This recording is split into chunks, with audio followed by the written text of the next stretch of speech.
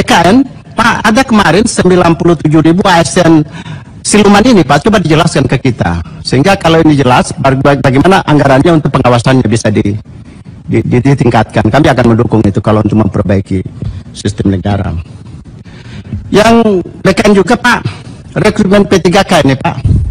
Memang ini menarik dan ini masalah yang tidak pernah terselesaikan, tapi kita minta Kementerian Pan-RB maupun BKN, Pak, tolong buat surat perintah atau apapun namanya melalui Mendagri mencoba menganggarkan terutama non-struktur ini. Kalau guru kan banyak yang pikirkan dari APBN, Pak, tapi non-struktur, non guru ini.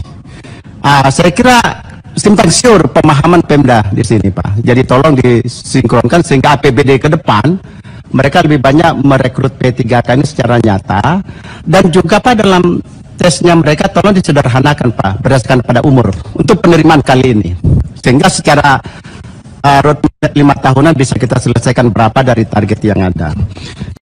Kemudian yang berikutnya, saya masih melihat bahwa rencana recruiting untuk P3K dan ASN ini yang kita 1 juta guru lebih, tentu sesuai dengan hasil keputusan rapat Komisi 2, berharap diprioritaskanlah yang K2, walaupun juga kita memahami bahwa ini juga bukan persoalan yang sederhana.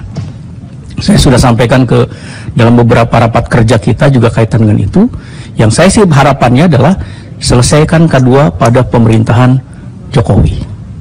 Itu kita masih punya waktu, tapi ini adalah semacam sebuah hutang yang ya paling tidak diminimalisir lah, seperti itu. Tapi saya sepakat kalau kemudian itu juga harus dilakukan tes seperti itu. Kemudian termasuk juga rencana untuk recruiting, karena kita masih menyimpan sekitar 500, ada 1 juta guru dan 1 juga termasuk rencana tahun 2022 yang akan datang. Nah, ini berkaitan juga dengan SN kita sampai nanti misalnya 2024 ataupun seterusnya seperti apa. Itu juga nanti dikaitkan dengan mungkin kajian-kajian dari administrasi negara, lembaga administrasi negara terkait dengan kebutuhan, berapa sih kebutuhan ASN di satu wilayah tertentu, satu unit tertentu dan sebagainya, untuk menghindari adanya over ASN atau kekurangan ASN. Nah, kemudian satu hal yang harus ditegaskan, ini kesimpang siuran yang berkaitan dengan recruiting P3K yang nanti akan dibebankan kepada APBD. Nah, itu perlu ditegaskan, karena sepengetahuan saya adalah ini adalah menjadi beban APBN lewat DAU nantinya. Nah, ini penting supaya tidak simpang siur di lapangan. Saya masih mendengar pertanyaan-pertanyaan dari berbagai daerah pada saya berkaitan dengan ini. Kemudian saya juga mau bertanya tentang hak-haknya yang recruiting P3K tahun 2019 kemarin. Apakah itu juga sudah yang di-SK-kan seluruhnya? Mungkin nanti saya sih tidak berharap, bukan kalau bisa dijawab alhamdulillah, tapi kalau tidak paling tidak saya dapat gambaran secara tertulis dari Pak BKN kaitan dengan ini, karena ini menyangkut hak-haknya juga nanti. Apakah ini sudah dieksekusi hak-haknya? Di beberapa daerah misalnya kadang-kadang ada mungkin surat dari daerah tertentu kepada BKN berkaitan dengan rencana pengangkatan, toh yang diangkat cuman sekian puluh orang, ini gimana, minta lagi untuk diprioritaskan di tahun ini adalah yang sisanya. Nah, ini kan kesimpang siuran seperti itu.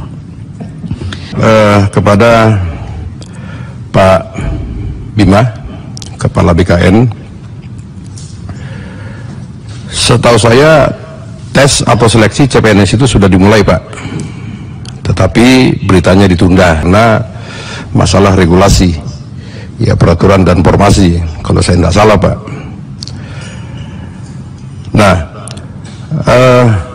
untuk penerimaan atau seleksi CPNS maupun P3K non guru ini, Pak, tentu kan ada PPK, yaitu dari kementerian dan dari Pemda, Bupati dalam hal ini. PPK ini yang saya pahami menyiapkan dan anggaran pelaksanaan seleksi untuk kompetensi dasar, serta seleksi kompetensi P3K non guru, Pak. Nah, apakah memang sudah ada pelatihan khusus, Pak, kepada PPK ini untuk melaksanakan tes ini di daerah, Pak? Ini perlu dicermati, Pak Bima, karena seperti tadi Pak, kata Pak John Mirin itu, para kepala daerah ini kan arogansinya muncul, Pak, karena sekarang para kepala daerah banyak yang dia itu dasarnya pengusaha, iya kan, bahkan ada yang preman, kan begitu, Pak. Nah, dia tidak ngerti tentang roh dari pegawai itu. Nah, ini mesti dicermati, Pak, secara selektif, ya. Artinya, apakah tim panitia seleksi itu dari PPK yang akan diseleksi oleh BKN atau hanya di tanda tangan saja, Pak? Ini perlu dicermati nanti, Pak. Sangat perlu ini, Pak. Kalau tidak, Pak, akan muncul lagi, Pak, KKN, suap, akan begitu, Pak Bima. Ini mesti itu. Dan yang terakhir, Pak, tentang prokes.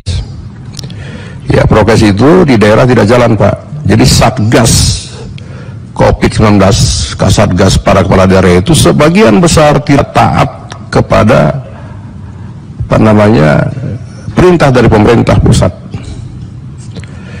Maka di daerah saya itu, Sumatera Utara itu, Pak, sekarang sudah zona merah hampir 70%. Dan ini, Pak Bima, menjadi beban polisi sekarang, Pak, di sana. Saya tidak tahu bagaimana caranya Pak Menteri mengawasi anggaran COVID ini di daerah. Ini hanya informasi saja kepada Pak Menteri, kepada Kepala BKN, dan mungkin kepada Ketua Ombudsman. Bagaimana caranya Pak mengawasi anggaran COVID ini? Tidak berjalan, Pak. Saya baru dari Dapil, ya hampir semua para Kapolres yang saya kunjungin itu, Pak, mengeluh. Mereka menjadi garda terdepan, ya, tetapi mereka tidak punya anggaran untuk menjaga supaya tidak terjadi penyebaran dari COVID tersebut. Nah, ini diperhatikan tolong Pak Menteri, Pak Kepala BKN. Kan boleh juga menegur mereka, Pak, bukan hanya kewenangan Mendagri kalau mengenai ini, Pak. Kan begitu. Yang paling penting sekarang, Pak, bagaimana prokes itu bisa dilaksanakan secara konsisten dan konsekuen. Bagaimana anggarannya? Nah, bagaimana dengan anggaran Kasatgas COVID yang di daerah, Pak? Kan besar-besar itu, Pak. Ya kan di Simalungun saja, ya itu sampai 100 sekian M. Tapi tidak kelihatan, Pak. Belum di dairi, belum di Karo, Pak. Ini bagaimana caranya? Begitu, Pak. Banyak PNS terpapar, Pak, di sana. Nah, ini tanggung jawab BKN juga lah dengan Menpan, kan begitu.